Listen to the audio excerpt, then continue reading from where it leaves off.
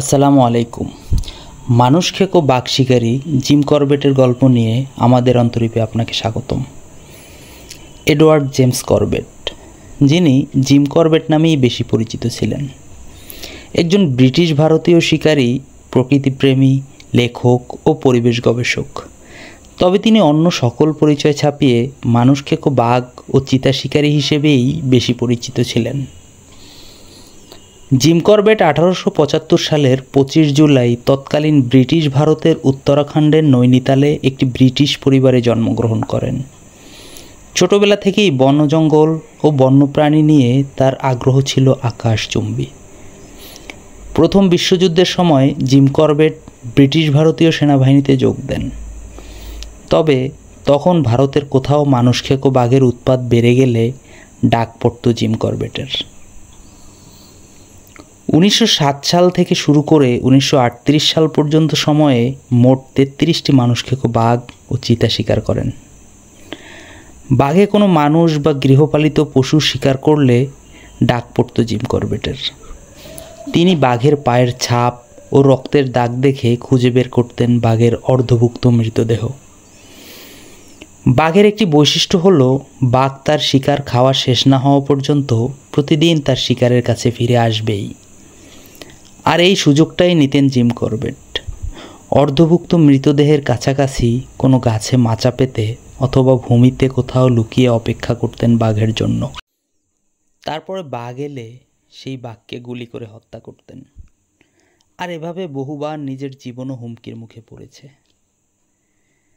তার শিকার করা প্রথম বাঘ ছিল চম্পাবতের নরখাদক। বলা হয়ে থাকে এই নরখাদক একাই 436 জন মানুষকে হত্যা করেছিল। অনেক শিকারী এ বাঘটিকে হত্যা করার চেষ্টা করলেও সফল হতে পারেননি। অবশেষে 1907 সালে জিম করবেট এ বাঘটিকে হত্যা করলে সকলের কাছে জনপ্রিয় হয়ে ওঠেন। তার আরেকটি উল্লেখযোগ্য শিকার হলো রুদ্রপ্রয়াগের চিতা। যদিও চিতাবাঘ মানুষ এড়িয়ে চলে, তবু এই রুদ্রপ্রয়াগের চিতা প্রায় 350 মানুষ হত্যা করেছিল। বাড়ির ভিতর থেকে তুলে নিয়ে যেত ঘুমন্ত মানুষকে। অবশেষে জিম করবেটের হাতেই মৃত্যুবরণ করতে হয়। এছাড়াও 1990 সালে তিনি হত্যা করেন পানারের লেপার্ডকে, যেটি প্রায় 400 মানুষকে হত্যা করে। আরও আছে কুমায়ুনের মানুষ খেকো লেপার্ড হত্যা, যেটি 126 জন মানুষকে হত্যা করেছিল। এছাড়াও আছে তল্লাদেশের মানুষ খেকো, মোহনের মানুষ খেকো, থাকের মানুষ খেকো। সবথেকে আশ্চর্য বিষয় হলো তিনি সবসময় একাকী শিকার করতে পছন্দ করতেন।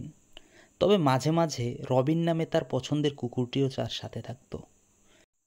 শিকারী ছাড়াও জিম করবেট একজন দানবীর হিসাবে বেশ পরিচিত ছিলেন। অর্থ সাহায্য সহ নানাভাবে তিনি অসহায় ভারতীয়দের পাশে দাঁড়াতেন। ব্যক্তিজীবনে তিনি ছিলেন চিরকুমার। তার বোনের সাথে নৈনিতালে থাকতেন। ভারতীয় মানুষের মাঝে তিনি বেশ জনপ্রিয় ছিলেন। আর তাই পরবর্তীতে তার নামানুসারে ভারতের উত্তরাখণ্ডে জিম করবেট ন্যাশনাল পার্ক নামে একটি পার্ক গড়ে ওঠে, যেটি আজ বেশ জনপ্রিয়। তার শিকার কাহিনীগুলো নিয়ে হলিউডে নির্মিত হয়েছে একাধিক চলচ্চিত্র। তার জীবনী নিয়ে স্টিফেন অল্টার রচনা করেন নোভেল অ্যাবাউট জিম করবেট। 1947 সালে দেশ বিভাগ হলে জিম করবেট তার বোন ম্যাগিকে নিয়ে কেনিয়া চলে যান। কেনিয়ায় গিয়ে তিনি বন্যপ্রাণী সংরক্ষণের জন্য কাজ করেন।